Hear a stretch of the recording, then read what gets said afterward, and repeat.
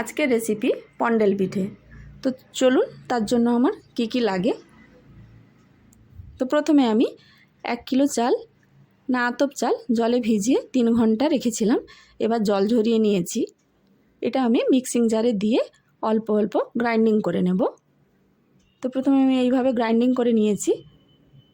এবার চালুনির সাহায্যে এটা আমি চেলে নেব। তো আমার চালাও হয়ে গেছে। এবার আমি গুড় নিয়েছি, গুড়টা একটু বেশি পরিমাণে নিয়েছি। এবার একটা কড়াতে আমি গুড়গুলো দিয়ে দিয়েছি। এবার কড়াটা গ্যাসের উপর বসিয়ে দেবো।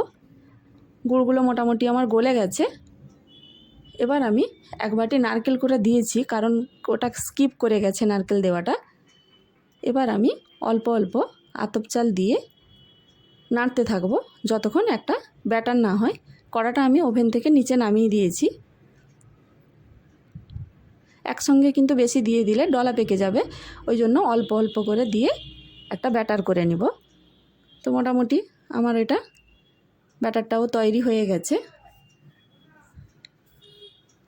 এটা একটু সময় দিয়েই করতে হবে, গরম অবস্থায় করা যাবে না। হালকা ঠান্ডা হালকা গরম ওই রকম থাকবে। তো ব্যাটারটাও মোটামুটি আমার তৈরি হয়ে গেছে। এবার আমি অন্যদিকে কড়াতে তেল বসিয়ে দিয়েছি। এবার আমি 1 হাতা করে ব্যাটার দিয়ে দেবো।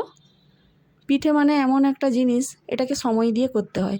প্রথমে 1 থেকে 2টো পিঠে আমার ঠিক মতন হয়নি, একটু তেলটা হাই হিট হয়ে গেছে, ওই কারণে লালচে বেশি হয়ে গেছে।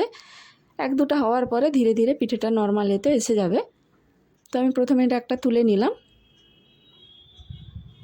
এরপর আমি 3-4টে করে একসঙ্গে দিয়ে ভেজে নিব, কারণ আমার 100 থেকে 150 পিস পন্ডেল পিঠে ভাজা হবে। তো একটা দিয়ে দিলাম, যেহেতু জায়গা আছে আমি আরও 2টো দিয়ে দেবো। আঁচটা প্রথমে হাই হিট থাকবে, তারপরে মিডিয়াম করে দিতে হবে, কারণ গুড় আছে যেহেতু। বেশি লাল হয়ে গেলে তিতকুটে ভাব লাগবে। তো এইভাবে আমি ভেজে নেব প্রত্যেকটা পিঠে। আরও অনেকখানি আছে, কারণ আমার সময় লাগবে ভাজতে। সত্যি এই পিঠেটা খুবই ভালো লাগে, যেহেতু নারকেল আর গুড় দিয়ে থাকে। গুড় মানেই তো তার একটা আলাদা স্বাদ।